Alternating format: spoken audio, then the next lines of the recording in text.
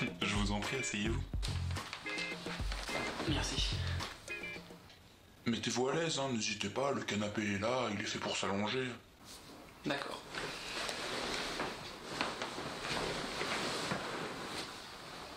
Et donc, qu'est-ce qui vous amène chez moi? Je viens sur les conseils d'un ami qui m'a dit que vous pourriez m'aider à aller mieux.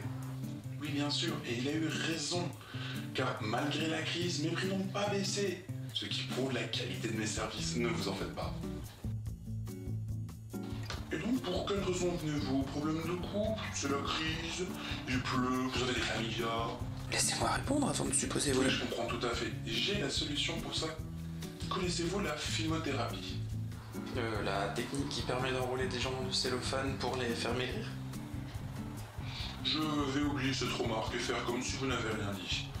Et je vais plutôt vous expliquer le principe.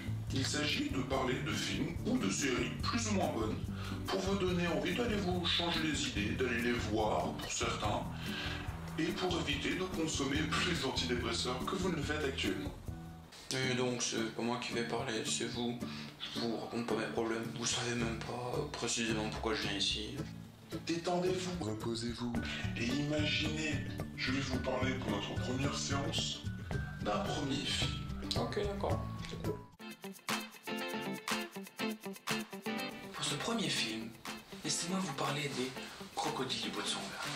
Film réalisé par Fabrice Eboué et Lionel Stiketty. Prononciation. Avec pour acteurs principaux Fabrice Eboué lui-même et Thomas Njijol. Un film où on apprend à voir différemment les poupées venant d'Autriche.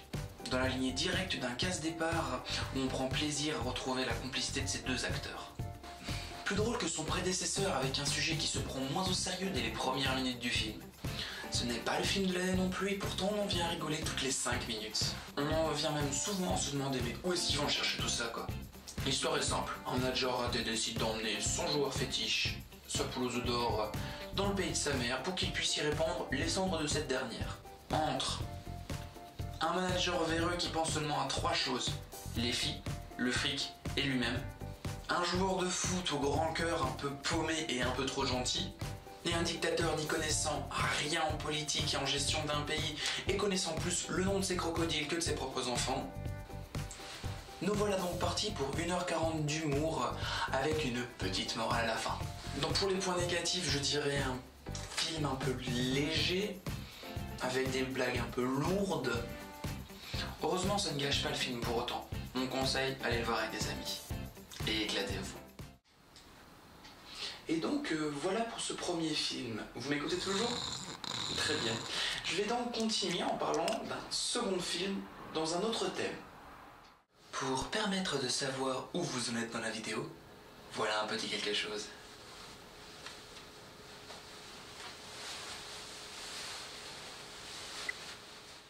Ce que vous venez de voir devant vos yeux ébahis n'est rien d'autre que un vêtement enlevé.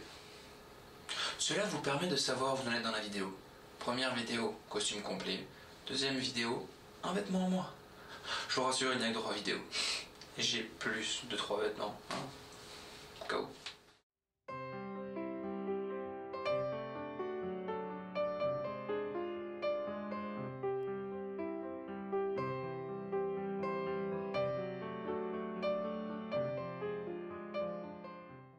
Et oui, ce n'est pas fini, c'est les heures sup. Je vais vous parler d'un second film. Le second film n'est autre que Les Trois Frères, le retour. Les inconnus. Un film où on apprend qu'il n'est pas bon de mettre ses sous dans un fauteuil roulant. Film réalisé par les 3 inconnus eux-mêmes, c'est-à-dire Bernard Campan, Pascal Légitimus, Didier Bourdon, ayant évidemment les 3 rôles principaux. Ce serait con en même temps, les 3 faire leur retour sans eux. C'est un peu comme un sandwich sans pain. Quoique. Le retour des inconnus et de leur film, Les Trois Frères, avec sa suite, Les Trois Frères, le retour. Ne va pas voir la bande-annonce. La bande-annonce te gâche les 3 quarts du film. Sur 1h30 de film, on rigole.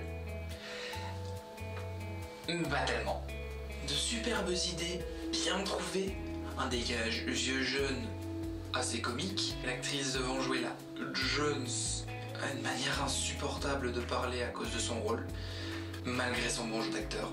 Attention, l'instant qui va suivre, c'est l'instant cliché mec. Mais à la manière d'une vieille voiture, on doit attendre que le moteur chauffe avant que ça démarre. Eh bien, ce film, c'est un peu pareil. On arrive dans la salle, on attend que le film commence, et il met longtemps à vraiment commencer. Je parle pas des pubs, je parle du démarrage du film. Tu vois? Ok. Il cale aussi des fois, et on doit attendre que la machine reparte. On retrouve donc avec plaisir nos trois frères, héritant de leur mère, d'une petite somme d'argent et également de ses dettes. Apprenant cette nouvelle, ils vont chacun essayer de se refourguer tout simplement la dette. Personne ne veut payer, sauf qu'il faut quelqu'un qui paye. Bah ce sera pas moi, ce sera lui. Oui, y'a personne, mais voilà. Si, là. Non, bon d'accord. Mais de magouille en essayant de se tirer de cette situation épineuse, c'est un peu comme un escalier. C'est simple. Vous tombez dans les escaliers. S'il y a quelqu'un en bas de vous, soit il ramasse les miettes quand vous tombez, soit il dégringole avec vous. C'est un peu la même situation. Deux s'engagent pour gagner du fric. Je m'explique. Se marier avec quelqu'un de moche, avec du fric. Le troisième, se croyant doué en tant qu'acteur, décide de devenir riche grâce à ça. Et ce n'est pas facile pour les trois. Je vous laisse imaginer la suite. Le jeu d'acteur est très agréable, on retrouve avec plaisir les trois compères dans un rôle qui leur convient tout à fait, étant écrit par eux-mêmes. Ça va être super. Un film pas mauvais, on passe un bon petit moment entre amis, en famille, à voir une fois, puis passer son chemin. Attention, vous suivez toujours, troisième partie. Un vêtement en moins. Je déconne.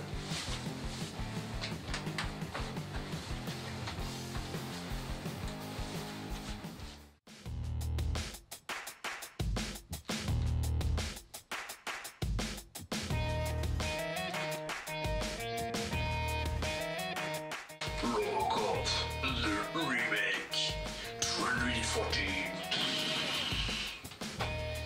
Oui, c'est totalement ridicule. Oui, je l'assume. Oui. Robocop, un film où on apprend que c'est du 50 mm qu'il faut. Moi, je trouve ça un peu petit, mais après... Comment ça, on parle pas de là? Ah, un film de José Padilla avec Joel Kinnaman, Gary Oldman et Samuel L. Jackson. Ouh. Robocop, un film à grosse explosion, à grosse armure, grosse technologie futuriste, que je veux dans ma chambre d'ailleurs, tout de suite là, je vais me chercher. Quoi? Je veux bien naviguer sur le net comme eux, quoi. On se croirait dans Iron Man avec la map. Ah, Marc Dorcel aurait été content. Pardon. Je dois bien admettre que j'ai été agréablement surpris. 2 heures de film, de bons effets spéciaux qui passent à toute vitesse. Cette position n'est pas du tout suggestive. C'est plus Objection dans Phoenix Wright. Ok. Les 10 premières minutes nous font doucement rentrer dans le bain. Attention, c'est très tiède. Pour laisser place par la suite à... Ou pas. Mais t'es bien, moi? Non? Bon. Bien que l'action soit omniprésente, ne vous attendez pas non plus à Expendables. Et les fans d'action pure et dure seraient bien déçus d'avoir pour une fois laissé leur cerveau chez eux. Je vous rassure, l'action reste quand même bien présente et on prend plaisir à suivre ce bon remake traitant de la critique, de l'évolution, de la technologie et de la robotique, ainsi que les dangers que cela pourrait engendrer. Ce film mélange à merveille action, blabla inutile technologique et éthique médicale. Et oui.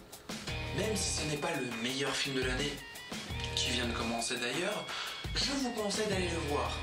Que tu sois un fan de la première heure ou que tu découvres totalement. Oui, oui, oui. Cette première séance est pour ainsi dire terminée. Si jamais tu as aimé, tu peux la partager, tu peux t'abonner, tu peux aimer, Tu peux partager, tu peux t'abonner, tu peux aimer, tu peux m'aimer, tu peux me payer. Non? Et n'hésite pas à me mettre dans les commentaires ton avis. Je suis ouvert. Ciao!